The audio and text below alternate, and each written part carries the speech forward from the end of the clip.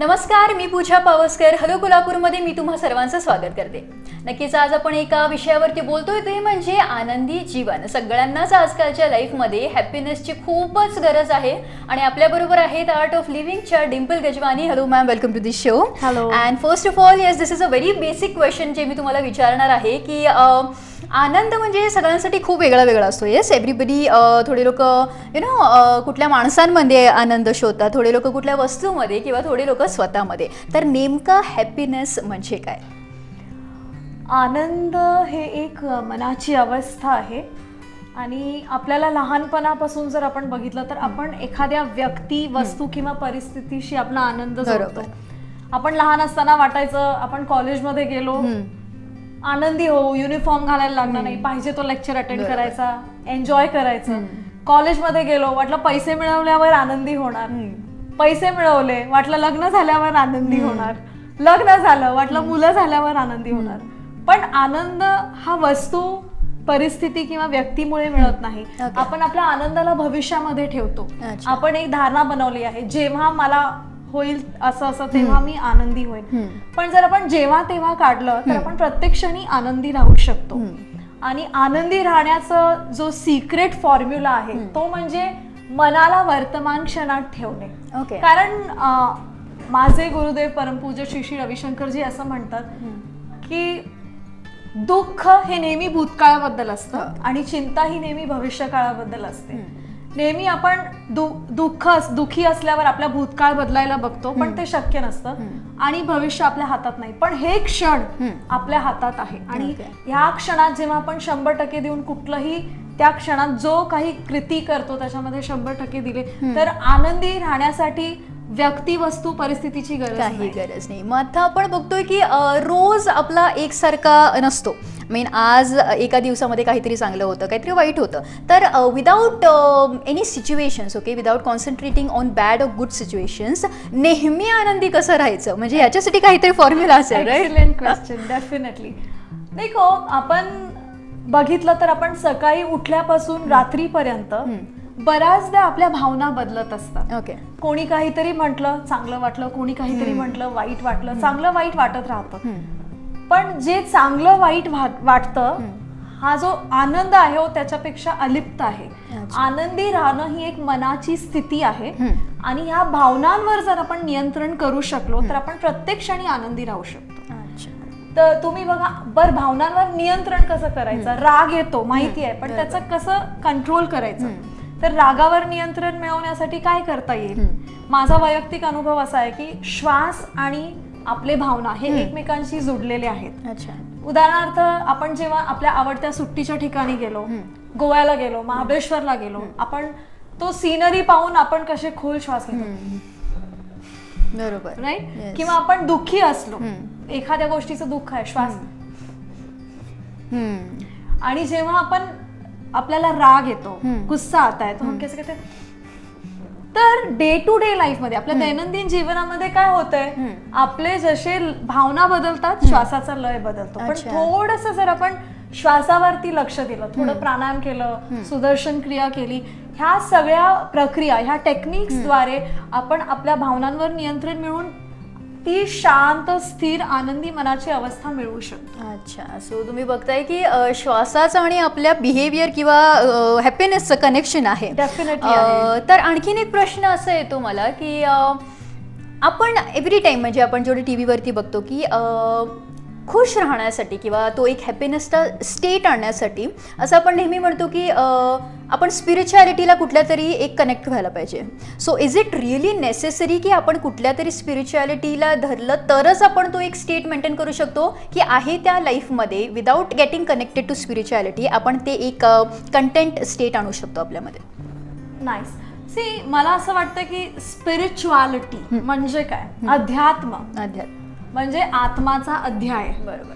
अध्यात्म म्हणजे काय? आपल्या डे टू डे लाईफ पासून काही वेगळं नाही आहे. I think living from your spirit. आपला जो आत्मा आहे, जो स्पिरिट आहे, त्याला नेहमी हाय ठेवून आपण प्रत्येक क्षणी त्या आनंदाचा अनुभव करू शकतो. आपला एक असा समज आहे की अध्यात्म आणि दुनियादारी, हे दोन वेगळे गोष्ट आहेत. पण मला असं वाटतं की एकाच सायकलचे दोन पहिये आहेत. जर अध्यात्म आहे जीवनामध्ये तर आपलं वर्ल्डली लाईफ आपण चांगल्या पद्धतीने जगू शकतो.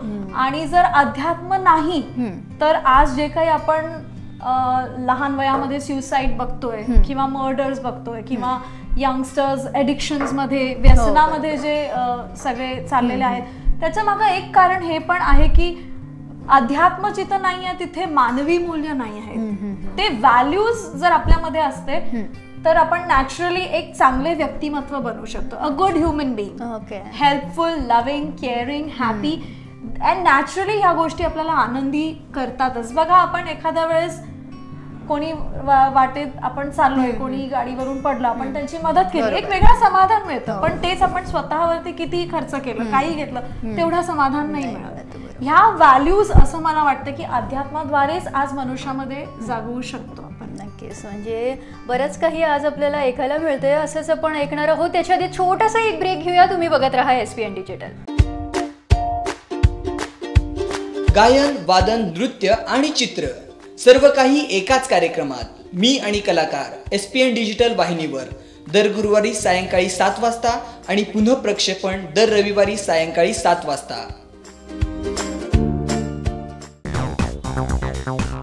जर तुम्हाला जाणून घ्यायचं असेल हेल्थ, एस्ट्रॉलॉजी, करिअर, वास्तुशास्त्र आणि फॅशनबद्दल तर पहा हेलो कोल्हापूर दर बुधवारी 7 वाजता आणि रिपीट टेलिकास्ट दर सोमवार आणि शनिवार संध्याकाळी 7 वाजता फक्त SPN डिजिटलवर.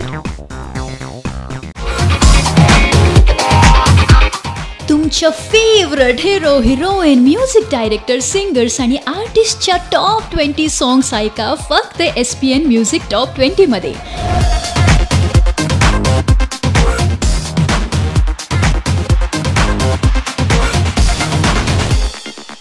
दर रविवारी सकाळी 10:30 वाजता आणि रिपीट टेलिकास्ट दर मंगळवार आणि शुक्रवार संध्याकाळी 7 वाजता फक्त SPN डिजिटलवर. नक्कीच, ब्रेक नंतर पुन्हा एकदा हेलो कोल्हापूरमध्ये तुम्हा सर्वांचं स्वागत. आज आपण बोलतोय हॅपीनेस विषयी आणि आपल्याबरोबर आहेत आर्ट ऑफ लिव्हिंगच्या डिंपल गजवानी. तर आपण बोलत होतो की आजकालची पिढी जी आहे ती बरीच स्ट्रेसमध्ये आहे. भलेही ते त्यांचे एज्युकेशन असू देत किंवा त्यांची रिलेशनशिप लाईफ असू देत किंवा होम लाईफ असू देत, म्हणजे कंटिन्युअसली ते एका स्ट्रेसमध्ये असतात. तर त्या लोकांनी बाहेर येण्यासाठी किंवा नॉर्मल एखादी लाईफ, आता टेक्नॉलॉजीमध्ये व्हॉट्सअपमध्ये गुंतलेले असतात, इंस्टाग्राम, फेसबुक, याच्यामधून बाहेर पडून एक पीसफुल लाईफ कशी जगायची. डेफिनेटली जर आज आपण युवा पिढीला पाहिलं तर त्यांच्यामध्ये आधीसारखं जे एक कष्टाची वृत्ती म्हणा किंवा ते एक पॅशन म्हणा आता दिसत नाही. ह्याचं एक मूळ कारण असू शकते की ह्याच्या आधीची जी पिढी होती त्यांना छोटे छोटे गोष्टी मिळवण्यासाठी पण खूप प्रयत्न करावे लागायचे. आपल्या आई वडिलांना खुश करून त्यांना त्या वस्तू मिळायच्या. पण आज आई वडील सहजपणे सगळ्याच वस्तू त्यांच्यासाठी उपलब्ध करतात. त्याच्यामुळे त्यांच्यामध्ये तो पॅशन राहिलेला नाही काहीतरी करायचं. क्वचित तुम्ही बघा, एक 100 पैकी 5 जण असतील ज्यांना खरंच काहीतरी वेगळं करायचं आहे.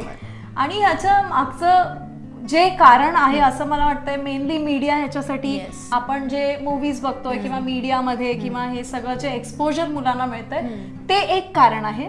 आणि दुसरं आहे आय थिंक एक पिअर प्रेशर वाढलेला आहे, कॉम्पिटिशन वाढलेला आहे. आणि हे कॉम्पिटिशनचा जो प्रेशर आहे तो मोस्टली समाजापेक्षा आई वडिलांकडून जास्त येतो की आपल्या मुलांना इतकेच टक्के मिळाले पाहिजेत, त्यांनी इंजिनिअरिंगच केलं पाहिजे. आणि ह्या प्रेशरमुळे काय होतंय, समजा त्या मुलांना ते करायचं नाही आणि आई वडिलांकडून प्रेशर आलं, ते अँटी होतात आणि त्यामुळे त्यांच्या लाईफमध्ये स्ट्रेस वाढतं. तर मला असं वाटतं की हे जे मुलांच्या मध्ये आणि आई वडिलांच्या मध्ये जो कम्युनिकेशन गॅप आहे ते भरणं अतिशय इम्पॉर्टंट आहे. आणि ह्याच्यासाठी मला असं वाटतं की स्टुडंट्सना पण एक थोडंसं मेडिटेशन, प्राणायाम किंवा थोडंसं योग हे केल्याने त्यांच्यामध्ये बरेच रिझल्ट चांगले आलेले आहेत. मी स्वतः आता 13 वर्ष आर्ट ऑफ लिव्हिंगचे शिबिर घेते. मी खूप सारे यूथ बरोबर डील करते आणि ऑफन टाइम्स माझ्याकडे बरेच यूथ येऊन आपले प्रॉब्लेम्स शेअर करतात. आणि मेन त्यांचा एकच असतं की माझ्या आई वडिलांना माझ्याकडून ही अपेक्षा आहे, मी ती पूर्ण करू शकत नाही.